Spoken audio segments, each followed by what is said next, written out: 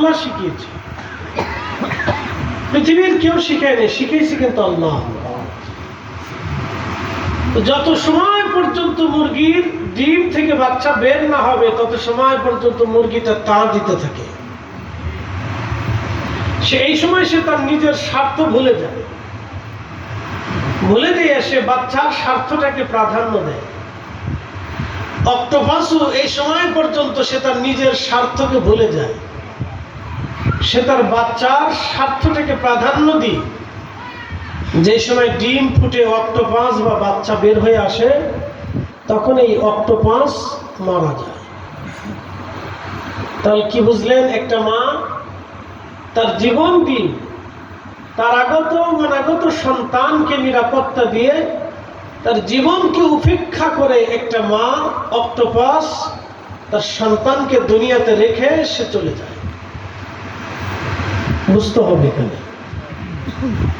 এই জন্য রব্বুল আলামিন কোরআনের এক আয়াতে ওয়াজ করছেন, ওয়াকাযা রাব্বুকা, আমি আমার রবের পক্ষ থেকে তোমাদের জন্য আইন করে দিলাম, বাধ্যতামূলক করে দিলাম, আল্লাহ তা'বুদু ইল্লা ইয়্যাহ, আমি রব ছাড়া আর কারো ইবাদত করবে না,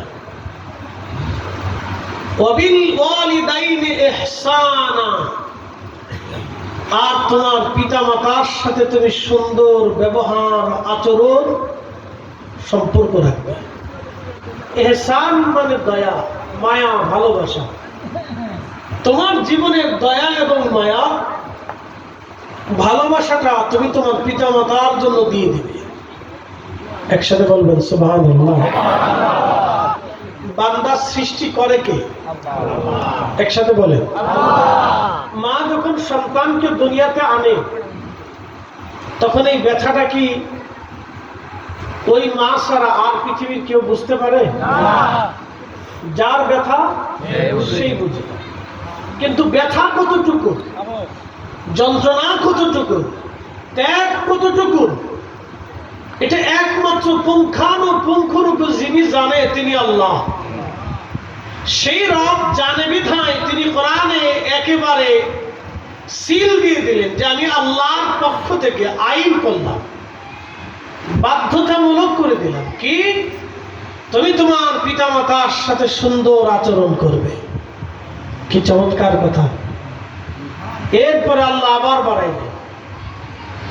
কালকে খবরে দেখলাম শ্রীমঙ্গলে এক সন্তান নিজের পিতাকে ছুরি দিয়ে কুপিয়ে হত্যা করছে।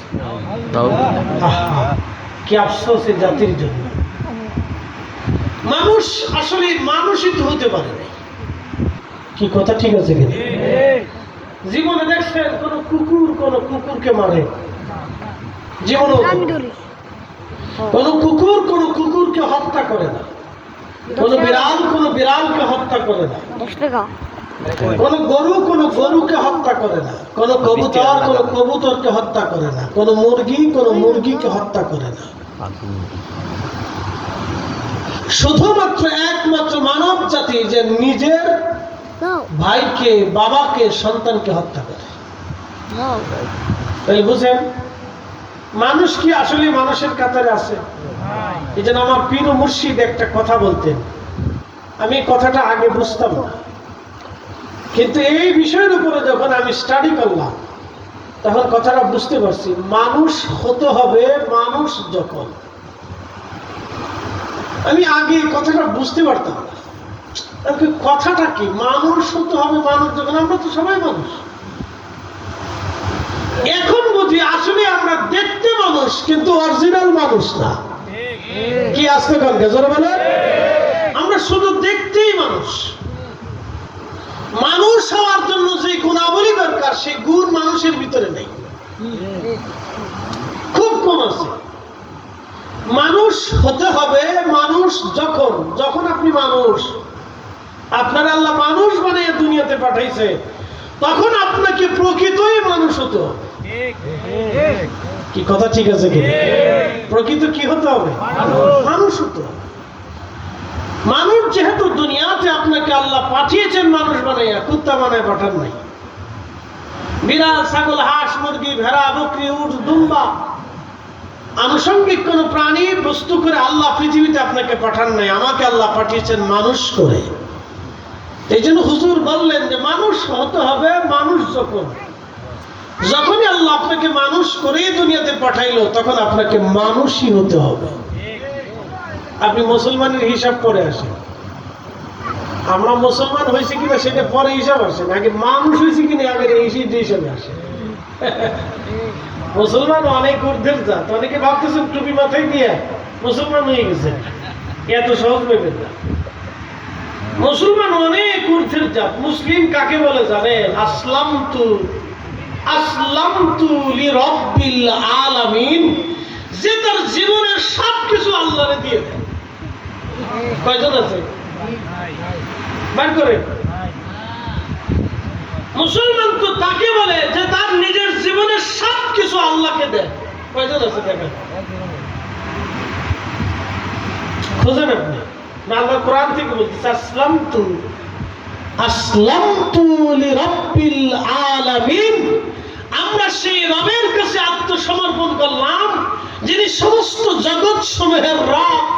তো মুসলিম হিসেবে আপনি তো মুসলিম তো সে যে আসলামতু আত্মসমর্পণ করে রবের কুদরতি কদমে।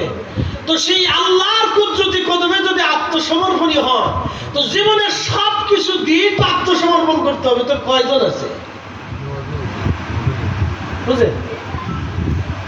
এই জন্য বলছি মুসলমান অনেক ঊর্ধ্বের জাত, এটা জাত অনেক ঊর্ধ্বের। এই জন্য আল্লাহ কোরআনে জাত সম্পর্কে বলছেন কুনতুম খায়রা উম্মাহ, তোমরা সৃষ্টির সেরা জাত। একসাথে বলুন আল্লাহু আকবার। না হয় না, আরো জোরে, আরো জোরে। সৃষ্টির জোরে বলেন, সৃষ্টির, আরো জোরে বলেন, সৃষ্টির। মানুষ বেঈমানি করে কিনা? জোরে বলেন না, ভয় বলবেন না, একসাথে বলেন করে কিনা? কুত্তায় বেঈমানি করে না, এবার বুঝেন।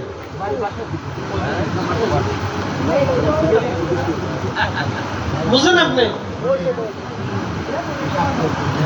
আমার দিকে তাকান। মানুষ মানুষকে খুন করে কিনা? কুত্তায় করেনি, বুঝেন? মানুষ তার পরিপূর্ণ কি আল্লাহকে আনুগত্য দেয়? জোরে বলেন দেয়? কুত্তা তার মনিবরা আনুগত্য দেয় কিনা? বুঝেন? তাহলে আমরা কুনতুম খায়রা উম্মাহ কেমনে হয়ে যাব? কিন্তু তারপরেও আল্লাহ আমাদেরকে কুনতুম খায়রা উম্মাহ, তোমরা সৃষ্টির সেরা জাত ঘোষণা দিয়ে রাখছে। একসাথে বলেন আল্লাহু আকবার। এটা পরে আসতেছি, কেন দিছি এটা পরে আসতেছি। আমাদের গুণে না, আমাদের কোনো গুণ নাই। এসবে আদম আলাইহিস সালাম থেকে ঈসা রুহুল্লাহ পর্যন্ত বহু জাতি উপজাতি, বহু গোষ্ঠী, বহু জনপদ পৃথিবীর থেকে নিশ্চিহ্ন হয়েছে। কোন জাতিকে উদ্দেশ্য করে আল্লাহ কুনতুম খায়রা উম্মাহ বলেন নাই, কিন্তু আমাদেরকে বলছে। অন্যান্য জাতির মানুষেরাও খুন খারাপি করত, আমরাও করি। তারাও জেনা করত, আমরাও করি। তারাও দর্শন করত, আমরাও করি। তারাও মানুষ ঠকাইতো, আমরাও করি। তারাও সুদ খাইতো, আমরাও খাই। তারাও হারাম খাইতো, আমরাও খাই। তারাও আল্লাহর আইন অমান্য করতো, আমরাও করি। তারা তাদের নবীদেরকে ইনকার করতো, আমরাও করি। তাহলে আমরা কুনতুম খায়রা উম্মাহ হইলাম, তারা হবে না কেন? প্রশ্ন আছে না? আছে তো। তারার যে কাজ ছিল আমাদের তো একই কাজ, ভালো করে বুঝে যায়। আগের জমানাতে মানুষ জীবন্ত কন্যা সন্তানদেরকে মাটির ভিতরে পুঁতে রাখত। যদি কোনোদিন মক্কায় যান, যদি আল্লাহ আপনাদেরকে মক্কায় যাওয়ার সুযোগ দিয়ে দেয়,